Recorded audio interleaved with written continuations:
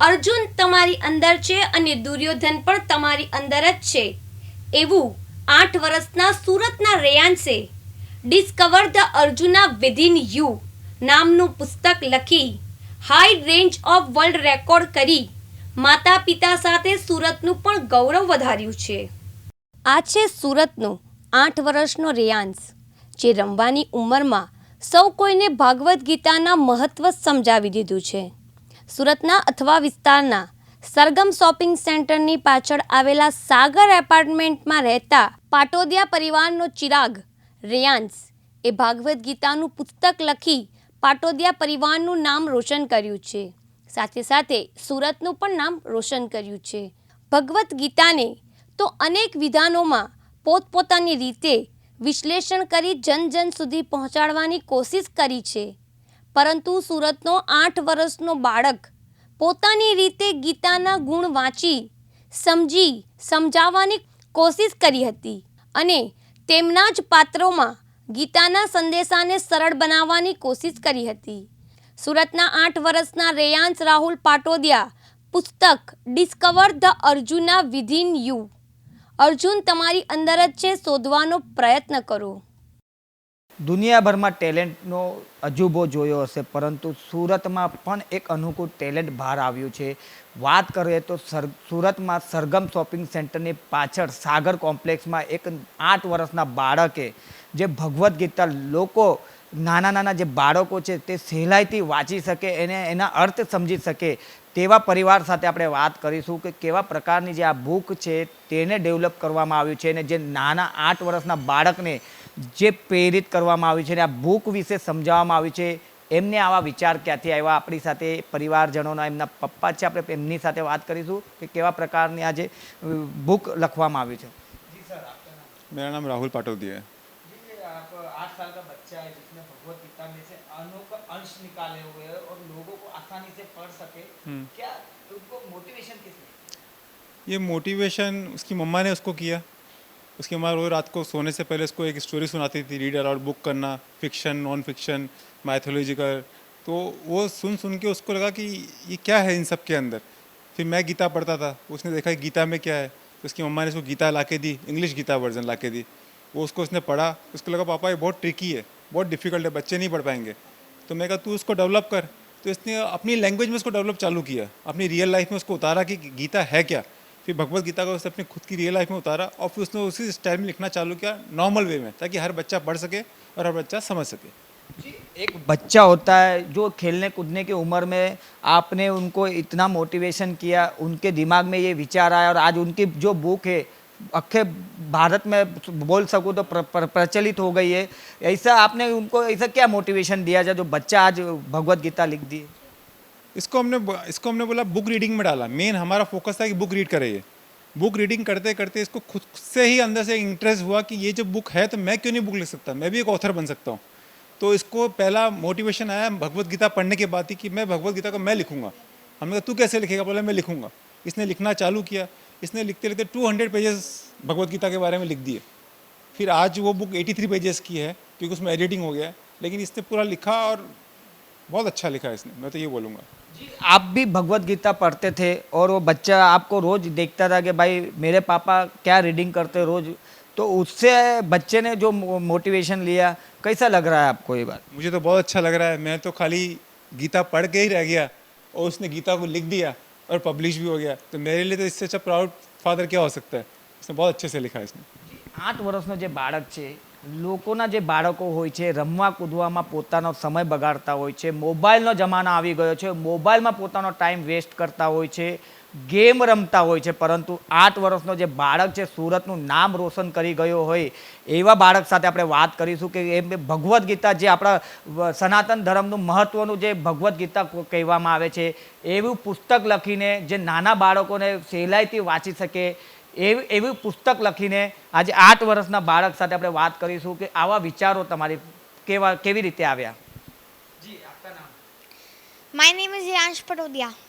जी, आपने जो बुक लिखी हुई है भगवत गीता की, कैसे विचार आया और आप खेलने कूदने की उम्र में जो एक बुक लिखी हुई है कैसा महसूस कर रहे हो? देखो, तो मुझे ये इंस्पिरेशन कहाँ से मिला? When I was 3 years old, I used to feel frustrated as I was a late talker. पर मैंने इस डेवलपमेंटल डिले को उस डेवलपमेंटल डिले को से बाहर आया मैं. फिर जब मैं 5 साल का हुआ तब मैंने रीडिंग चालू की इंडिपेंडेंटली. मैं रात को रोज़ रीड करता था उसको. फिर मैंने एक दिन देखा कि मेरे पापा भगवद गीता पढ़ रहे थे. मैंने सोचा ये कौन सी बुक है. मैंने उसको परचेज की और रीडिंग उसकी चालू की. Initially it was tricky and complicated to understand the sacred text, but I constantly tried and seen the examples in my daily life. फिर हम स्कूल में हमें सिखाते हैं हम कैसे कैलकुलेशन करें, हम कैसे इंग्लिश में गुड है, पर ये नहीं सिखाते हैं कि हम कैसे अपने फ्रस्ट्रेशन को, हमारे एंगर को कैसे कंट्रोल करें. फिर मेरी मम्मा ने मुझे एक जर्नल गिफ्ट की जिसमें मैं लिखता था about how I feel today, best part of my day and much more. Bhagavad Gita ही क्यों? बहुत सारी बुक्स है, वो ही लिख सकते थे आप, आपने भगवत गीता ही क्यों चुना? लोग टेम्पल्स जाते हैं, बहुत लोग टेम्पल्स जाते हैं और पूजा करते हैं, पर इनको यही नहीं पता कि वो कृष्णा भगवान को रोज़ देखते हैं, रोज़ टच करते हैं, रोज़ फील करते हैं. हमारी मदर कृष्णा होती है, हमारे फादर कृष्णा होते हैं, फिर हमारे फ्रेंड्स कृष्णा होते हैं जो हमें हेल्प करते हैं, और हमारी टीचर सबसे बड़ी कृष्णा होती है, वो हमें बताती है. तो फिर मैंने सोचा मैं क्यों नहीं भगवत गीता लिखूं. वो भगवत गीता एक नॉलेज है जो लोग जाते हैं और वर्शिप करते हैं टेंपल के अंदर. तो मैंने भगवत गीता स्टार्ट की लिखनी और उसको इजी कर दिया ताकि बच्चे अंडरस्टैंड कर पाए. नहीं तो बहुत हार्ड है, उसमें बहुत सारे हार्ड वर्ड्स भी है. मैंने उसको लिखना चालू किया, फिर मैं उसको ड्राफ्टिंग किया, फिर मैंने रिवाइजिंग किया, फिर एडिटिंग किया, फिर फाइनली पब्लिश किया. जी, ये बुक्स है, उसमें कौन सी ऐसी चीज़ है जो बच्चे आसानी से पढ़ सके, और कौन से लोग ये बुक्स को पढ़ सकते हैं, और कितने दिन आपको ये बुक्स लिखने में लगे? ये बुक बताती है कि अर्जुन और दुर्योधन मेरे अंदर भी है, आपके अंदर भी है, और सबके अंदर है. अर्जुन मतलब हमारे अच्छे कर्म और दुर्योधन मतलब हमारे बुरे कर्म. कर्मण्यवधिकारस्ते मा फलेषु कदाचन मा कर्मफल हेतुर्भुर मस्त संगुत्वा अकर्मणि. अर्थात कर्म करते जाओ, फल की इच्छा मत करो. कृष्ण जी बोलते हैं कि keep 100% focus on the effort and 0% focus on the outcome.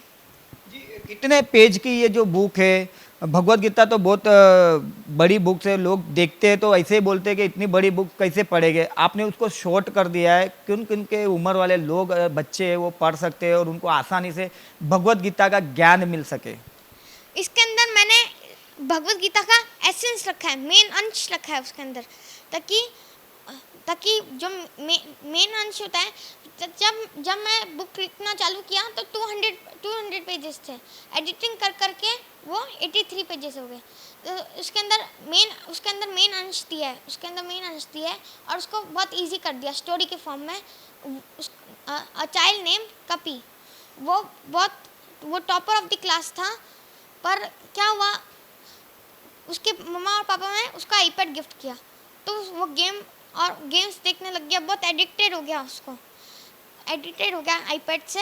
फिर एक दिन वो प्री टेस्ट में फेल हो गया, फाइनल टेस्ट में भी फेल हो गया. वो रोने लगा और रात को एक दिन उसको एक ड्रीम फेरी का आया. उसने पूरी भगवत गीता उसको बताई. जी, મહત્વનો ભાગ તો ફેમિલીની સાથે મમ્મીનો પણ હોય છે. મમ્મીએ પણ ક્યાંક ને ક્યાંક પ્રેરિત કર્યા હતા, અને આજે જે બુક્સ છે તે સમગ્ર ભારતમાં વખાણ થઈ રહ્યા હોય એવું કહી શકાય. આપણે એમની મધર સાથે વાત કરીશું કે જે 8 વર્ષના બાળકમાં આટલું ટેલેન્ટ આવ્યું છે, કેવું લાગી રહ્યું છે આપને? જી, આપનું નામ? मेरा नाम काजल पाटोदिया. जी, आपका 8 साल का बच्चा है, खेलने कूदने की उम्र में आज एक बुक लिखी हुई है और जो आसान भाषा में कर दी है, कैसा महसूस हो रहा है? बहुत खुशी हो रही है, बहुत अच्छा लग रहा है कि उसने एक ऐसी बुक लिखी है जो एक सारे हिंदुस्तान के सभी बच्चों के लिए एक प्रेरणा साबित हुई है। आप कैसे मोटिवेशन करते थे आपके बच्चे को, जब आप बताया बच्चे ने कि पापा रोज रीडिंग करते थे, फिर मैंने देखा कि पापा क्या पढ़ रहे हैं, फिर आपने बहुत सब बच्चों का काम होता है, स्कूल का काम होता है, स्कूल की पढ़ाई होती है, स्कूल का ट्यूशन का पढ़ाई होता है, उसके बाद में जो टाइम निकाल के जो ये बुक्स लिखी हुई है, जो आप गीता बोलते हैं अपने उनको, तो किस तरीके से उनको मैनेज किया आपने? जी, मैंने उसको 5 साल की उम्र से ही उसने अपने आप इंडिपेंडेंटली रीडिंग शुरू कर दी। जब वो छोटा था तो मैं उसको रोज़ स्टोरी के बिना मैं कभी सोने नहीं देती थी। तो उसको इतनी आदत पड़ गई रीडिंग की, उसकी रीडिंग हैबिट्स इतनी अच्छी डेवलप हो गई। तो अब जो एक सेक्रेड टेक्स्ट है भगवद गीता, उसके अंदर भी उसको इतनी क्यूरियोसिटी हुई जानने की कि इसके अंदर क्या है। तो उसके पापा बोलते थे, बेटा अभी तुम छोटे हो, बड़े हो जाओगे तो समझोगे। लेकिन उसको और ज़्यादा चैलेंजिंग लगा कि नहीं, मैं इसको समझ के रहूँगा, क्या चीज़ है ऐसी जो मैं नहीं समझ सकता। जब वो 3 साल का था तो बोल नहीं सकता था, तो उसके अंदर फ्रस्ट्रेशन और जो मैच्योर फीलिंग्स होती है वो बहुत छोटी एज में उसने फील करना शुरू कर दिया था। तो वो भगवद गीता को बहुत अच्छे से समझ पाया, अपनी डेली लाइफ के अंदर अपने फ्रेंड्स को देखता था, उन चीज़ों से और ज़्यादा समझ पाया। वो भगवद गीता के लाइफ एग्जाम्पल्स उसने अपने अंदर उतारे, अपने आप को मेडिटेट किया, मेडिटेशन से उसमें बहुत इम्प्रूवमेंट्स आए और उसने बोला मैं एक बुक लिखना चाहता हूँ, मेरा सपना है कि मैं एक बुक लिखूँ। हम दोनों ने उसको बहुत इनकरेज किया। फाइनली इसने बुक लिखी, discover the Arjuna within you. जी मैडम, लोगों को तो सालों निकल जाते हैं बुक्स लिखने के लिए, आपका बच्चा तो 8 ही साल का है और उसमें उन्होंने भगवत गीता को आसान भाषा में लिखा हुआ है।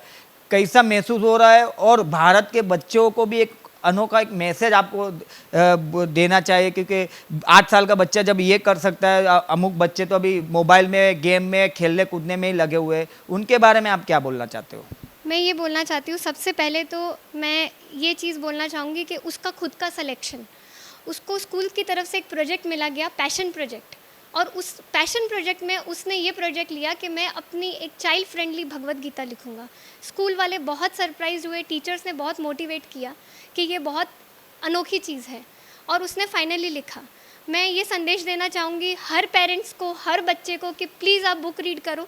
बुक रीडिंग करने से आपके अंदर एक इमेजिनेशन क्रिएट होती है और आप कुछ भी दुनिया में कर सकते हो, because readers are leaders. Reading एक बहुत अच्छी हैबिट है। आज के टाइम में हम जो मोबाइल और स्क्रीन टाइम जो दे रहे हैं, that is very very destructive. Instead of that, अगर आप सेम टाइम को बुक रीडिंग में यूज़ करें, बच्चों के साथ टाइम स्पेंड करें, तो उससे अच्छी चीज़ कुछ नहीं हो सकती है। जी, સુરતમાં એક પરિવારના જે નાનો બાળક છે 8 વર્ષનો, તેને સનાતન ધર્મની જે ભગવદ્ ગીતા છે તેને બાળકો માટે આસાન ભાષામાં લખીને એક સુરતનું નામ રોશન કર્યું હોય એવું દેખાઈ રહ્યું છે. કારણ કે જે બાળક છે 8 વર્ષનો, જે બાળકોને રમવા કૂદવાનું હોય છે, ત્યારે એ ઉંમરના બાળકે જ્યારે આ બુક લખી છે એનાથી મહત્ત્વનું કામ શું કહી શકાય. કેમેરા પર્સન મયુર ટેલર સાથે મુકેશ ગૌરવ, દિવ્યાંગ ન્યૂઝ, સુરત.